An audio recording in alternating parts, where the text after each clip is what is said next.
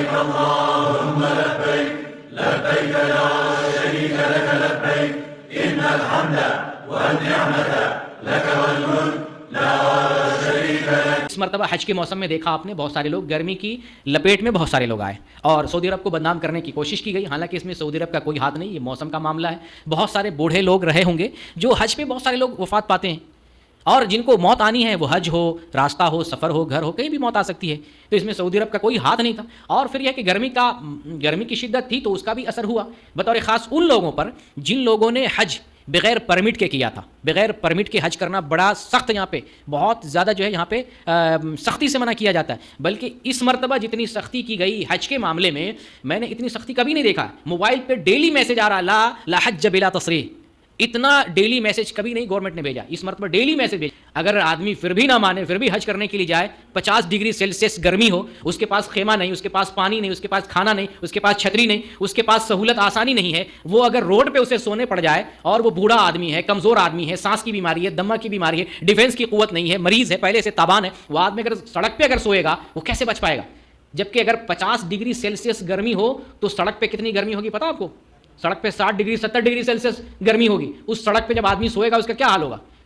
تو لوگوں نے خود سے نقصان پہنچایا اپنے آپ کو. جیسے ابھی ایک وقت ایک لڑکی دیکھ رہا ہوں, انڈیا سے وہ چلی ہوئی ہے حج کو, نظر مانا ہے کہ ہم پیدل حج کریں گے. مہاراشٹر ممبئی سے وہ چلی ہے, ابھی راجستھان پہنچی ہے. ابھی اس گرمی میں اس کو نقصان پہنچے, خدا نخواستہ اگر کچھ ہو جائے, اس میں سعودی عرب کا کیا معاملہ ہے؟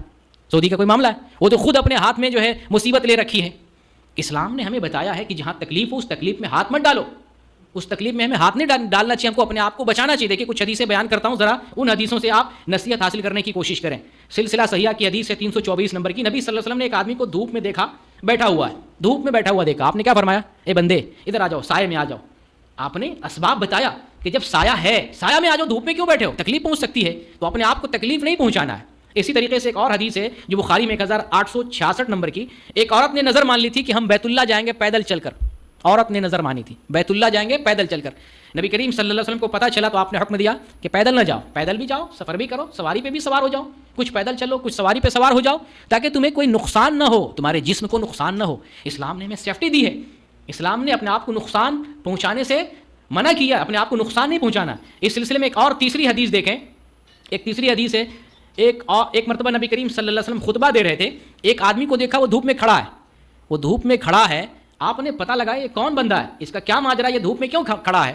تو لوگوں نے بتایا کہ اس نے نظر مانی ہے کہ یہ دھوپ ہی میں کھڑا رہے گا, یہ بیٹھے گا نہیں, یہ سایہ میں نہیں جائے گا, یہ بات بھی نہیں کرے گا, اور یہ روزہ رکھے گا. یہ اتنی ساری نیت کر رکھی, منت مانی ہے. نبی کریم صلی اللہ علیہ وسلم نے حکم دیا کہ بتاؤ اس کو, کہو جائے سایہ میں جائے, بیٹھ جائے اور بات بھی کرے, اور چونکہ روزے کی نظر کر لیا ہے, روزے منت مان لے, روزہ مکمل کر لے, لیکن اپنے آپ کو تکلیف نہ پہنچائے دھوپ میں کھڑا رہ کر. بہرکیف اس موسم میں سختی ہے, تو سختی سے ہمیں بچنے کے لیے جو اسباب ہے اپنانا چاہیے. بہت سارے لوگ ہیں چھٹی کر لیتے ہیں, کتنے سارے لوگوں کو آفس سے چھٹی مل جاتی ہے, اور کتنے سارے لوگ علاقہ بدل کر کے چینج کر کے دوسری جگہ چلے جاتے ہیں ٹھنڈے والے علاقے میں گرمی میں.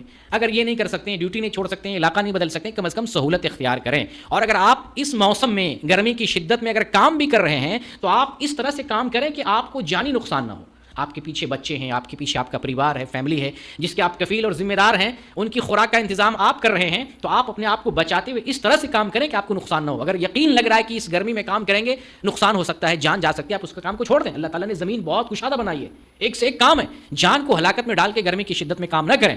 اگر کوئی ایسا کام ہے اس کو چھوڑ دیں, پھر ڈیوٹی جوائن کر لیں گے. ایسی گرمی والا کام جس میں جانی نقصان ہو سکتا ہے اس کو اس موسم میں چھوڑ دیں, یا دوسرا کام اختیار کر لیں. جان بچ جائے, پھر جان رہے تو لاکھوں پائے, جان نہیں بچے گی تو پھر کیا کام کریں گے. تو بہرکیف اس موسم میں ہمیں سیفٹی اپنانا چاہیے, سیفٹی کے ساتھ رہنا چاہیے.